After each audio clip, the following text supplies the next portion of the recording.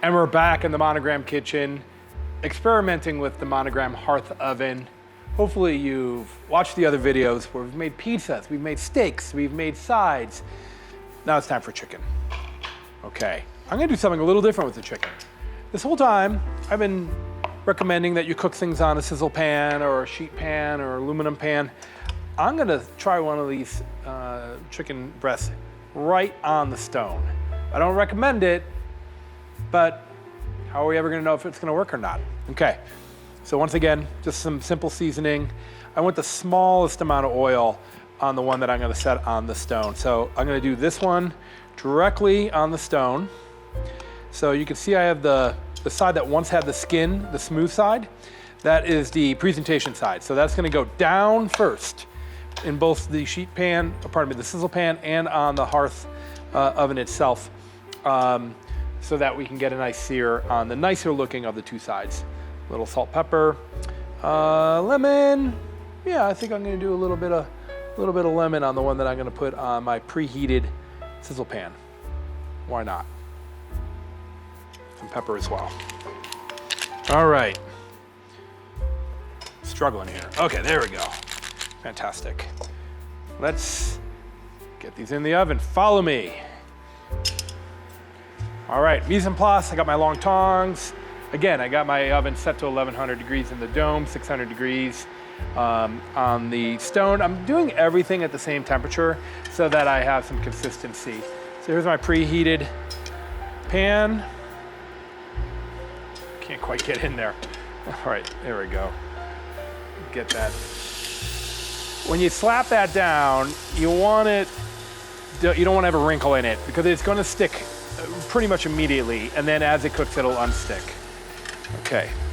All right, call me crazy, but we're gonna go directly onto the stone. That's a terrible idea. So let's see how it turns out.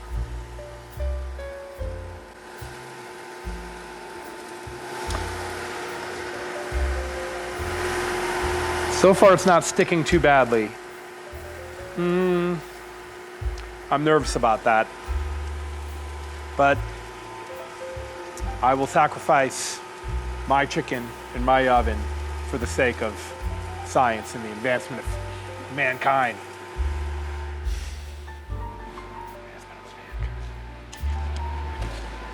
Okay, sanitize my cutting board, my workstation, and my tongs. And here we are with my chicken. Look how far that's cooked already. It's sticking ever so slightly. Oh man, look at that. Look how beautiful that looks. I love it. And I would say it's about half cooked. It's been about 6 minutes.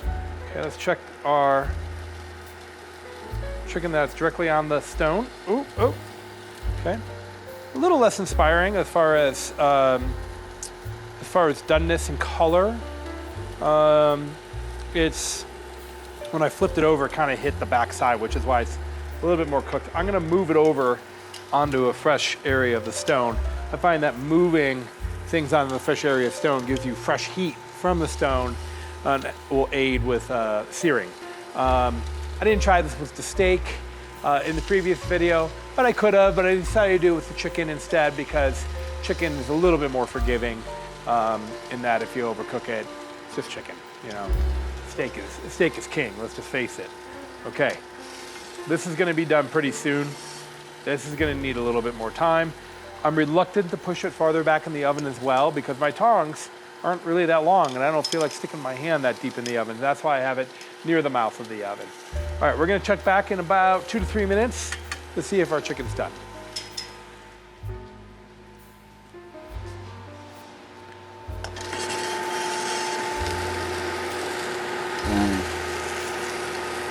It's done. And I know it's done because when I push on it, just the rate at which it springs back. So do you know that trick where, like, if you touch the fat part of your hand, it's a rare steak, and then if you go thumb to index finger, it's like a medium rare steak, and thumb to driving finger, it's a little firmer yet, like a medium, and the medium well done. Well, chicken and a medium steak feel about the same. And what I'm measuring for is the bounce back. So I know that's done. And it's beautiful. It almost looks like I glazed it. Look at that. I love it. That's perfect. I'm gonna squeeze some lemon on that.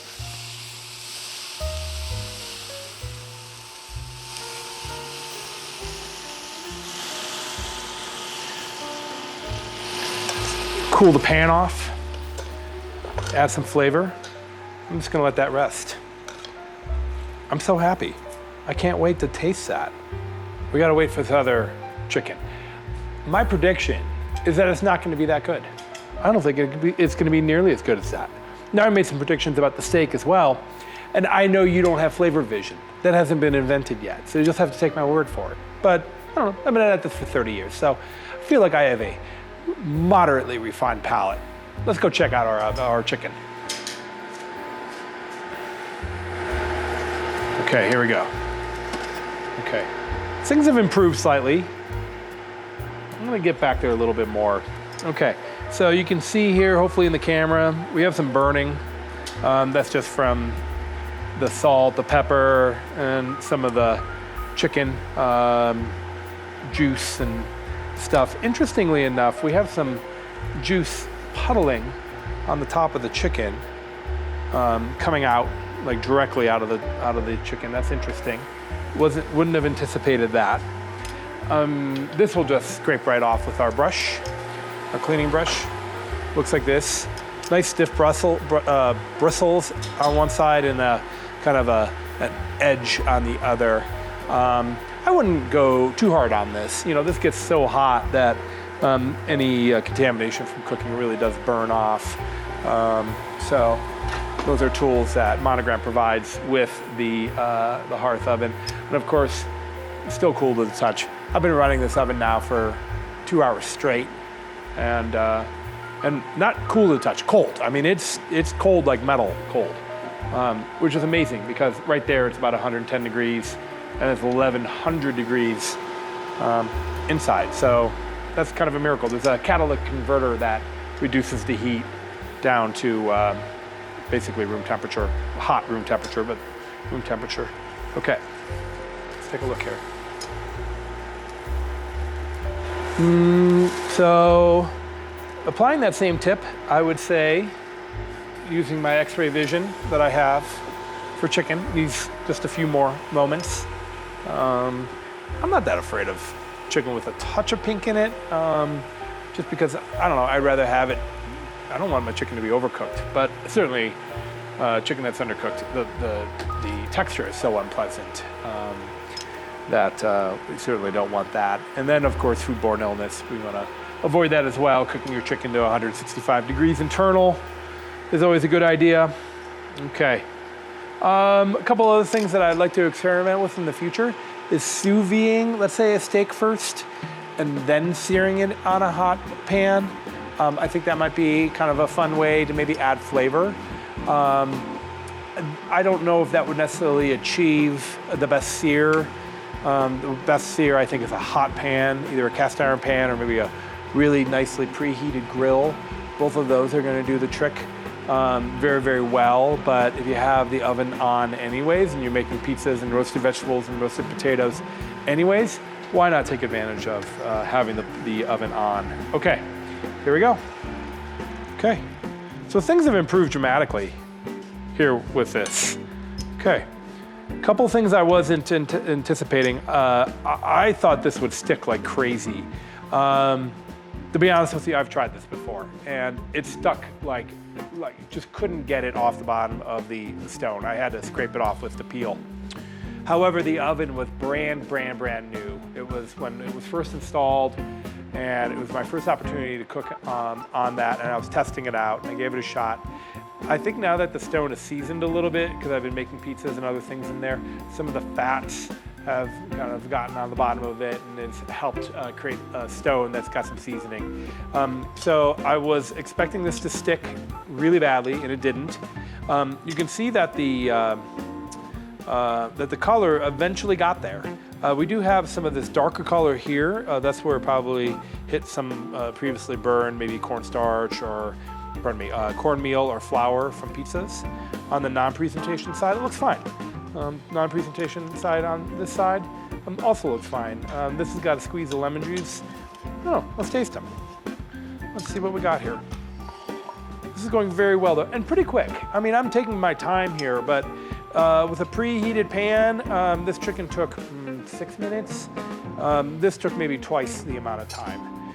Okay. I'm just gonna cut into my, oh, that's perfect. That's perfect doneness. That's lovely. I bet when I pulled it out, it was still slightly pink on the inside. I'm cutting this at a little bit of a bias because the grain, for some reason, isn't running lengthwise like I would typically expect in chicken breast. So I'm just kind of cutting it a little bit on a bias there to kind of split the difference. Differences, they look pretty similar. This looks a little bit more moist, but that might be because I squeezed lemon juice on it. Tastes like chicken.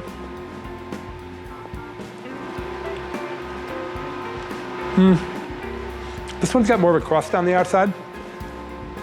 The flavor, it tastes like plain chicken. I mean, I didn't really do much to it. But I mean, if you're just trying to cook chicken breast and make it look appealing, either one would do the trick. I would think, let's make all things equal here. This looks more tender, the one that I put a pre-sear on it. And I can actually see it it looks like more juice coming out of it. The grain is a little bit more tender. It pulls apart a little bit easier. Whereas this one, it's by no means not tender. It's extremely tender. With a squeeze of lemon on it, that solved all my flavor issues. It's delicious. I think it's a tie. They're both delicious. That being said, I wouldn't necessarily recommend cooking directly on the stone, but it does work. It does work. This is still king right here. And what I like about this too is all that juice right there. You know, maybe add some butter, some extra virgin olive oil, and you've got a built-in sauce that's beautiful on the plate that you can serve with your roasted potatoes and roasted vegetables. If you missed this video, there's a description and a link in the description rather. All right, everyone, so there we go. All the different ways that you can use the Monogram pizza oven, the Monogram Hearth oven. Certainly we can make pizzas, but we can make steaks. We can make sides, we can make chicken. We know we can make fish, shrimp, pork. It works great for all of those things. Remember, avoid fatty meats like ribeyes. That can be problematic, but I think everything else is gonna work great in this. I'm looking forward to experimenting some more with this oven. Well, homework, click that subscribe button. Thank you, appreciate that. Thanks for tuning in. This is Chef Mark with Appliance Factory. I'm at Fine Lines in the Monogram Kitchen. I appreciate you tuning in.